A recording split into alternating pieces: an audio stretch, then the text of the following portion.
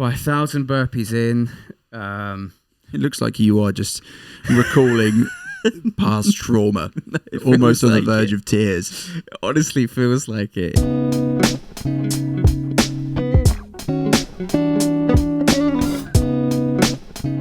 Hello, wonderful people. How is it going? We are sat here on a monumentous day. A day where a seemingly impossible challenge has been completed. Mr. David Hart has rounded out his 4-week challenge. A mini round of applause goes to you.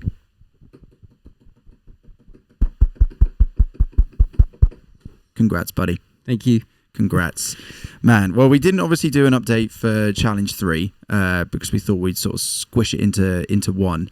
But, you know, we've got two quite major challenges to summarize, go through and get your thoughts and opinions of. But yeah, just the fact that you have finished, you've been working towards this for months and now you've done it. I mean, you can't walk and you hurt everywhere, but you did it. But I did it. But you did do it. I did it. So let's start the 100-mile challenge. Mm-hmm. Obviously, you literally, we have an intruder. Yeah, it was just a ghost, I think. It's been a few bumps. Galling, scaring. Oh, yeah. Has it got a name? Yeah. No. Got a name? No, nameless. Nameless. Doesn't speak much. Nameless the ghost. Terrible Scares name. a lot. Scares a lot. Okay. Try and jump back into that. God damn it, ghost. Yeah, let's start the 100 miles. I mean, you had quite literally a singular day where you didn't exercise, but you went into work. So you completed the Murph, did work, and then started the 100-mile challenge. This was the one, again, that I thought that you were going to maybe find maybe the easiest, simply because you've got a lot of miles on those little leggies of yours. Mm-hmm. And I will really stress little leggies. Yeah. You know, he's tiny. Again, tiny leggies. Yeah. Standing at a whole 1'3", David Hart. But yeah, man, how were you feeling going into that challenge? And you know, what trials and tribulations did you come across? I was feeling ready for a change, to be honest, because like most of these challenges, they become so repetitious that it's not just the physical aspect of it, but you know, it's mentally enduring or taxing because you're just doing the same thing over and over again. So in a weird kind of way, I was looking forward to doing these 100 miles because it was just something different than what I was doing. I felt relatively fresh, all things considered. Yeah, so the first few days weren't too bad, weren't too taxing.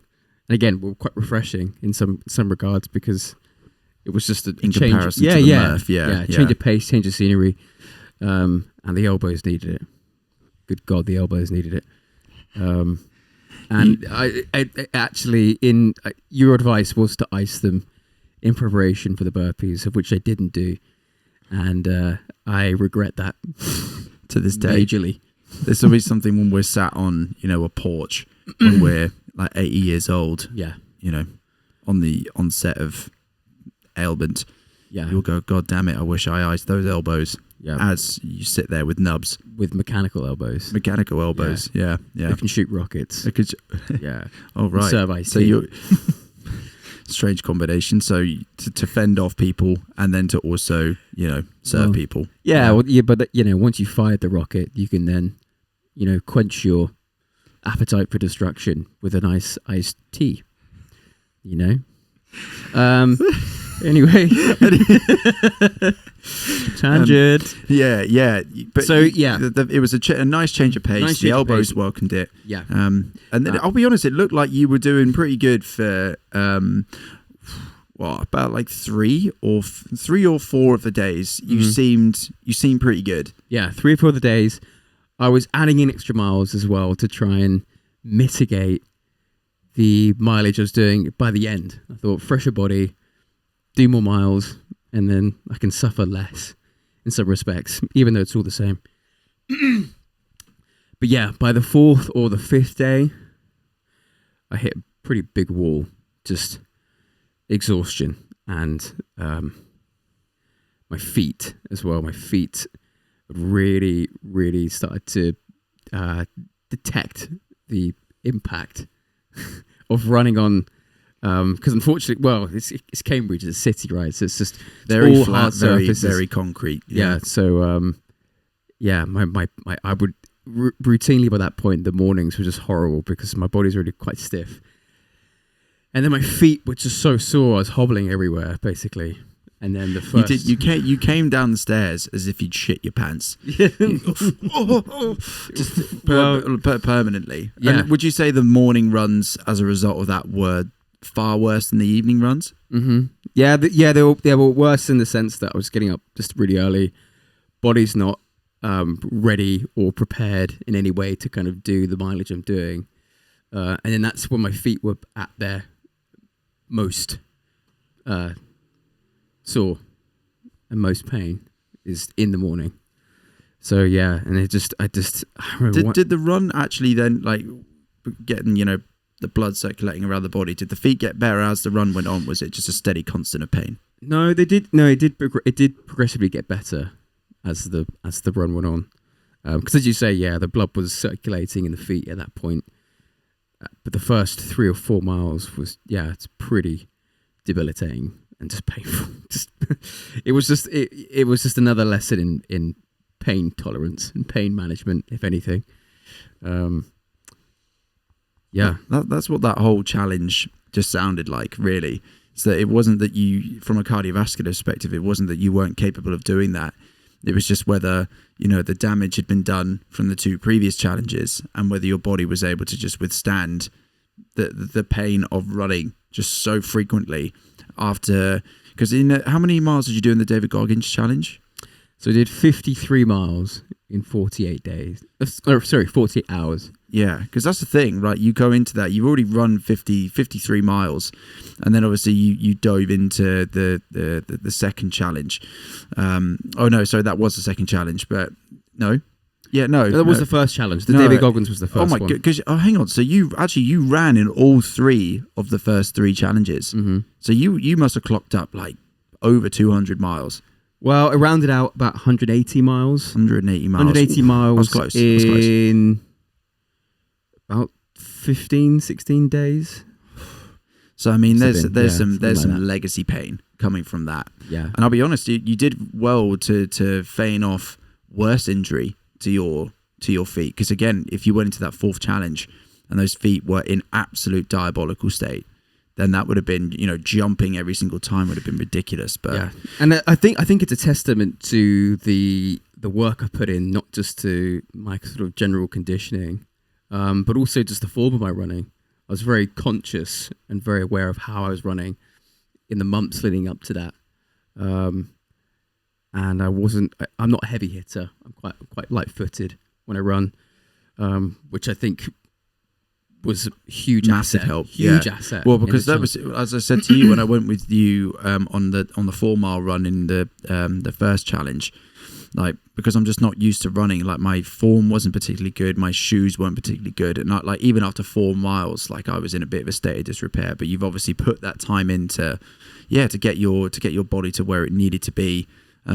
To cope with that amount of miles. And yeah, as I say, you know, I think that 3rd challenge was difficult, but the feet obviously made life very, very difficult. But I wouldn't say I looked at a disheveled human being when you completed that challenge.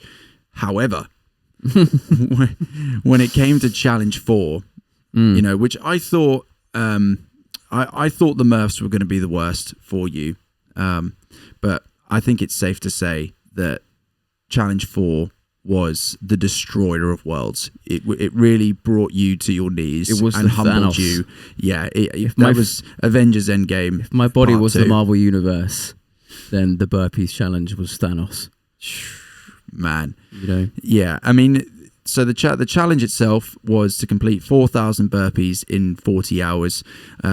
As we sort of mentioned prior, you know, that 40 hours was almost like a symbolic amount of hours, because actually in the grand scheme of things, you completed 4,000 burpees in 15-ish Yes, hours. so 15 hours to do 4,000 burpees. But we also looked at the record. What was the 24-hour record for burpees? I know the 12-hour record was something like 5,330, something like that.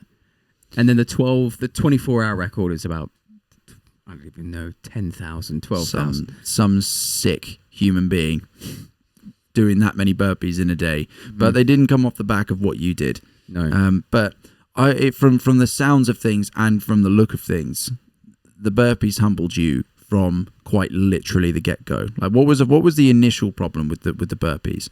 Yeah, so, and I'd already sensed that this was going to be an issue. So the idea was to do a full burpee. So I'm sure everyone's familiar with a burpee in its entirety, right? You know, you kind of go into a squat motion, you dart your legs back, you do a press up, and then you dart your legs back in and do a jump. So the idea was to do a full burpee, 4,000 full burpees. But because of the previous challenge, I'd already mentioned that I developed some pretty gnarly tendonitis in the elbows and the arms. Here come the excuses. Yeah, and I didn't listen to your sagacious wisdom on the matter. Didn't ice, and I'm sure that would have maybe got me to 1,000, maybe, but it still would have been an issue. Listen, I think that would be like, throwing a bucket of water on a raging fire. I think it would have done, something that maybe would have got you maybe a couple of hundred more less painful burpees, but. Yeah, time was the only fixer of that bad boy. Yeah, no, you're right. And but you still got pretty far. How many burpees? Yeah, so did I did 500 full burpees, but it got to a point where I couldn't physically hold the weight of my body in a pressing motion. I just couldn't. I couldn't lower and I couldn't ascend. So I had to capitulate and say I'll do just half burpee. Still respectable. Still respectable. respectable. And I soon realised that what was being asked of me in that space of time was a monumental mission. Just even a half burpee. By 1,000. That many times, yeah. By 1,000 burpees in. It looks like you are just recalling past trauma, almost on the verge of tears. It honestly feels like it. It is by 1,000 burpees. My knees, just from all the bending and the jumping, were just so stiff, and it just created immeasurable amounts of pain. It was like I don't even know how to describe it, to be honest with you. Was it the worst exercise related pain you've ever been in? Without a doubt. And then by 2,000, it essentially reached the height of its, the overall bodily pain and weariness. Its peak. It felt like someone was just jabbing a knife through my knee every single time I bent down. My hamstrings completely locked up. So then every time I darted my legs back in and out, I kind of get like this intense cramping.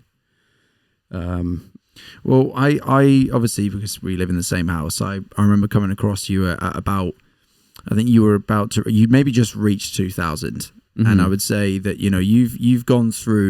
you went through the pain. I love the description of the pain cave, but you'd gone through a number of pain caves across the whole challenge.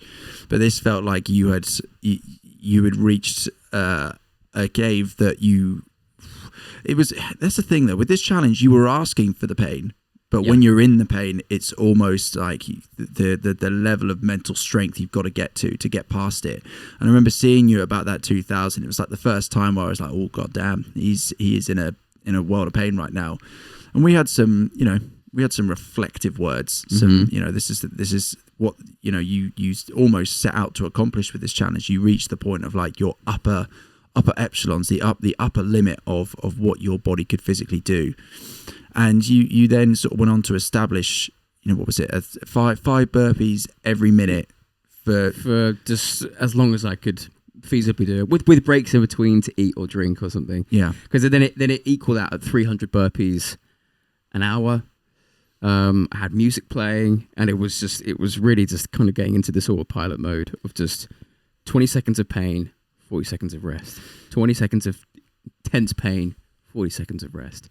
And what made it even better, well, not better for you, but, more objectively, more hilarious for me, was that you had not put any sun cream on. It was a blazing hot day, and your back was red raw. Yeah. Red raw.